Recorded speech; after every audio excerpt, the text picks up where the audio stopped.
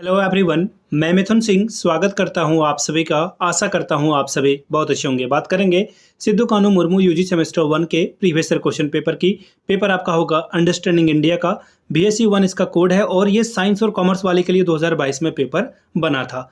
Arts वाला paper मैंने पहले ही अपलोड कर दिया है, जाकर उसे भी देख लीजिएगा, क्योंकि कई सवाल बार बार फ्रिक्वेंटली रिपीट हुए हैं। 2022 का ये क्वेश्चन पेपर है, हालांकि एग्जाम आपका 2023 में हुआ था। ठीक है, अब मैं आपको कुछ सेशन के नाम बता देता हूं, जिसके वीडियोस आपको अंडरस्टैंडिंग इंडिया के हमारे यूट्यूब चैनल पे मिल जाएगा।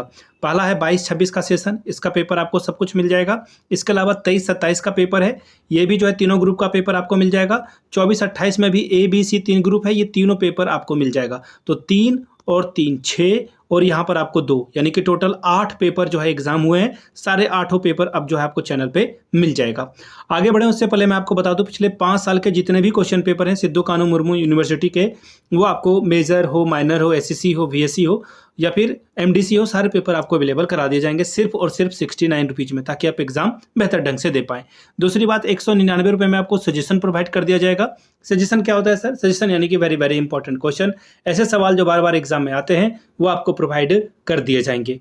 याद रखिएगा, हम लोग सजेशन आपके प्रीवियस ईयर क्वेश्चन पेपर, इसके अलावा प्रीवियस ईयर क्वेश्चन पेपर के अलावा हम लोग जो है आपके सिलेबस को ध्यान में रखकर बनाते हैं, और जो लेटेस्ट में एग्जाम जो है आएगा वो भी आपको इसमें जो है देख करके जो है ऐड किया जाता है। ठीक है, यहाँ से मेरी ईमेल आईडी आप देख लें, yourmithunsingh@gmail.com पे आप मुझे मेल कर सकते हैं। इंस्टा पे अगर आप हो तो डू फॉलो मी @imithunsingh। बाकी आप मुझे व्हाट्सअप कर सकते हैं 7979054474 पे। तो चलिए अंडरस्टैंडिंग इंडिया का पेपर देखते हैं, किस तरह का पेपर यहाँ पर पूछा गया था साइंस और कॉमर्स में। ये रहा आपका पेपर, एक मिनट, ये नहीं है, वेट अ मोमेंट, ये तो आर्ट्स वाला पेपर है जो मैंने आपको करा दिया है पहले ही। ये रहा आपका साइंस एंड कॉमर्स वाला पेपर।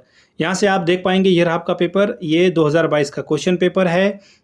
ये यहाँ से आप देख पाएंगे सेमेस्टर 1 का क्वेश्चन पेपर है, अंडरस्टैंडिंग इंडिया, और साइंस और कॉमर्स वाला ये पेपर आपके साथ में साझा कर रहा हूँ। 3 घंटे का पेपर है, लेकिन अब जो है लेटेस्ट एग्जाम में अब ये 1.5 घंटे का होता है। यहाँ 100 नंबर का पेपर है, अब 50 नंबर का होता है, और 40 की जगह 20 नंबर में आप पास कर जाओगे। ग्रुप ए जो है वो है 10 सवाल का क्वेश्चन है, और आपको इसके 10 जो है जवाब देने, शॉर्ट में आंसर आपको करना है। ठीक है, अब देखिए पहला सवाल क्या है, मैं आपको बता दूं। पहला सवाल देखिए आपके सामने, इंग्लिश में हिंदी में दोनों में पढ़ देता हूं। अंग्रेजों के नमक कानून के विरोध में किस आंदोलन का आरंभ गांधी जी ने किया था? ठीक है, तो गांधी जी ने जो है दांडी मार्च किया था, आपको ये पता है। और गांधी जी ने दांडी मार्च करके जो है अंग्रेजों का जो कानून, नमक कानून था, उसको तोड़ने की शुरुआत की थी। तो इसको दांडी मार्च कहा जाता है। याद रखिएगा क्या कहा जाता है, दांडी मार्च। ठीक है, कब किया था वो डेट भी बता देता हूं, हो सकता है कि अगले एग्जाम में आ जाए। 12 मार्च 1930 को। ठीक है, ये ध्यान में रखिएगा, 12 मार्च 1930 को जो है गांधी जी ने ये काम किया था। दांडी मार्च की शुरुआत की थी कहाँ पर?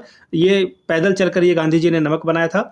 एक्चुअली क्या है, ब्रिटिशर्स ने जो है नमक के ऊपर जो है टैक्स लगा दिया था, जिस वजह से जो है गांधी जी से खुश नहीं थे। अहमदाबाद में गांधी जी ने यह आंदोलन किया था। इंग्लिश में पढ़ देता हूँ सवाल।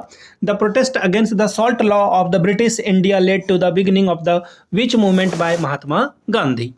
अगला सवाल देखिए क्या है, विनायक दामोदर सावरकर एवं उनके भाई गणेश दामोदर सावरकर के द्वारा 1904 में गठित भूमिगत या गुप्त संस्था का नाम बताएं। देखिए ऐसे में आपको सिर्फ इस पे ध्यान रखना है, 1904, यहाँ पे इंग्लिश वाला मैं देख देता हूँ ताकि आप समझ पाएं कि ये क्या किया गया था। अभिनव भारत सोसाइटी की शुरुआत की थी, अभिनव भारत की शुरुआत की थी, अभिनव भारत सोसाइटी की शुरुआत जो है विनायक दामोदर दास के द्वारा और उनके भाई जो थे गणेश दामोदर साहब, उनके द्वारा ये बात की गई थी। सोसाइटी की बात इन्होंने की थी। ठीक है, अब देखिएगा, ध्यान में रखिएगा इस बात को, ये 1904 में हुआ था। हो सकता है कि अगले बार सिर्फ ईयर पूछ दे आपसे। Name the secret society founded by the Vinayak Damodar Savarkar and his brother Ganesh Damodar Savarkar.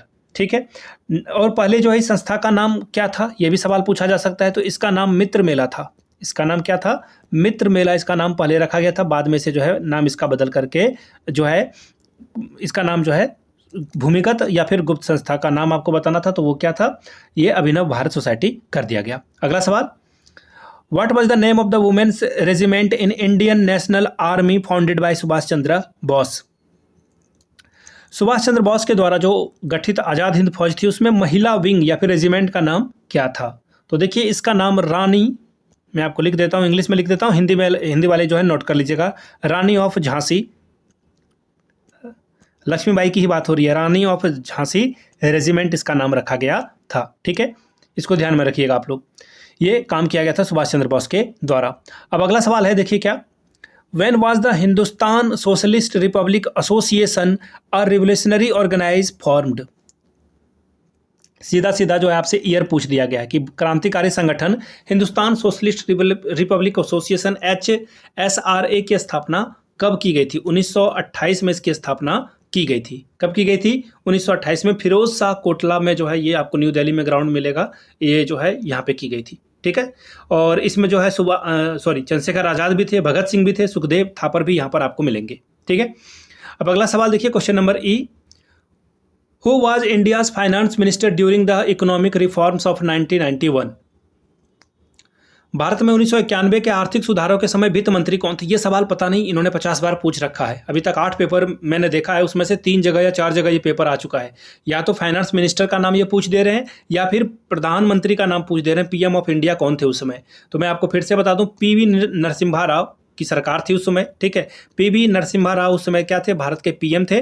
और अगर बात करूं यहाँ पे फाइनेंस मिनिस्टर की, तो मनमोहन सिंह, MM सिंह, मनमोहन सिंह जो है यहाँ पर क्या थे? वित्त मंत्री थे। अब अगला सवाल पूछा गया है, what is the full form of NITI Aayog.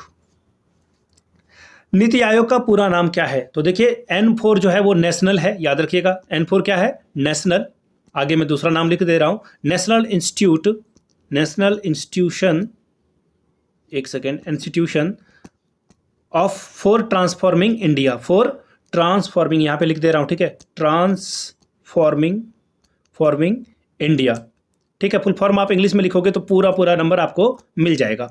अब आगे देखिए, अगला सवाल है, are fundamental right are envisaged in our constitution enforced in the court of law. यानी कि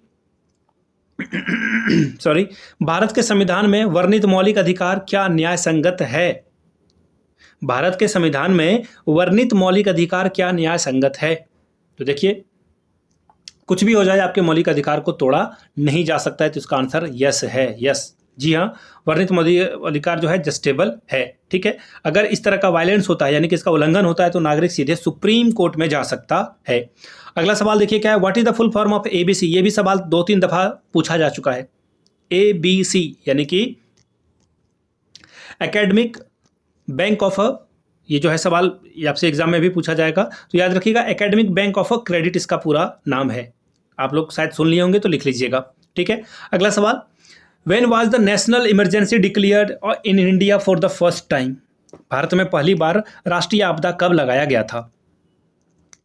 भारत में पहली बार राष्ट्रीय आपदा जो है कब लगाया गया था? तो देखिए, जब भारत और ये आपदा जो है 26 अक्टूबर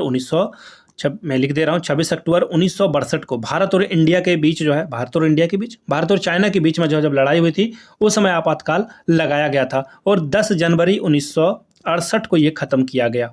ठीक है, याद रखिएगा। ठीक, और भी कई दफ़ा जो है इसे लगाया गया है। अब आगे बढ़ेंगे अगले सवाल की ओर, who founded Jharkhand party in India in 1949। Bharat में 1942 में झारखंड पार्टी का गठन किसके द्वारा किया गया था? तो जयपाल सिंह मुंडा के द्वारा ये किया गया था। याद रखिएगा, जयपाल सिंह मुंडा के द्वारा जो है ये काम किया गया था। इसको याद रखिएगा, जयपाल सिंह मुंडा जो है झारखंड पार्टी की स्थापना 1949 में इन्होंने की थी। अब देखिए, क्वेश्चन जो है थोड़े लंबे वाले शुरू हो गए हैं। Explain the significance of non cooperation movement of Gandhi ji. Gandhi ji के असहयोग आंदोलन के महत्व को स्पष्ट करिए। 5 नंबर पाइए। Briefly explain the role of Subhash Chandra Bose in Indian national movement. यानी कि भारतीय राष्ट्रीय आंदोलन में सुभाष चंद्र बोस की भूमिका का संक्षिप्त में वर्णन कीजिए।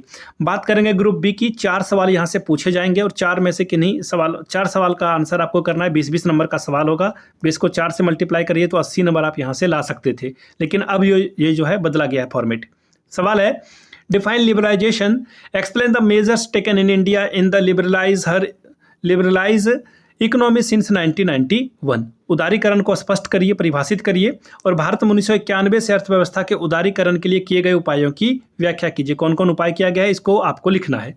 अगला सवाल है, explain the basic values of the enshrined the primal of our constitution. Bharat के संविधान के प्रस्तावना में उद्धत प्रमुख मूल्यों की चर्चा कीजिए। मूल्यों पर जोर देना है आपको। Question number 6, discuss the role of citizen in making the democratic society strong and vibrant in India. Bharat के लोकतंत्र के सशक्त और जीवंत बनाए रखने के लिए नागरिकों की भूमिका का स्पष्ट करके बताइए। अगला सवाल है, briefly discuss the inversed goals of new education policy 2020, यानी कि राष्ट्रीय शिक्षा नीति जो है 2020 के परिकल्पित लक्ष्य के ऊपर संक्षिप्त में चर्चा करिए। 20 नंबर इसके लिए आपको मिलेगा। अगला सवाल है question number 8, discuss the Indo Pak reactions in the present parlance, यानी कि वर्तमान परिप्रेक्ष्य में जो है भारत और पाकिस्तान के संबंधों की चर्चा करिए।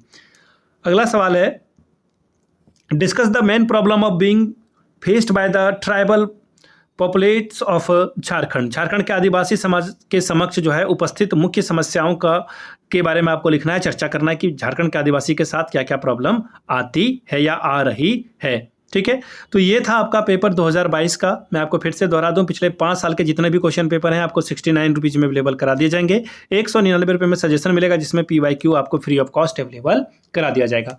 यहाँ से मेरी ईमेल आईडी आप देख लें, yourmithunsingh@gmail.com पे आप मुझे मेल कर सकते हैं। इंस्टा पे अगर आप वो डू फॉलो मी @imithunsingh, बाकी आप मुझे व्हाट्सअप कर सकते हैं 7979054474 पे।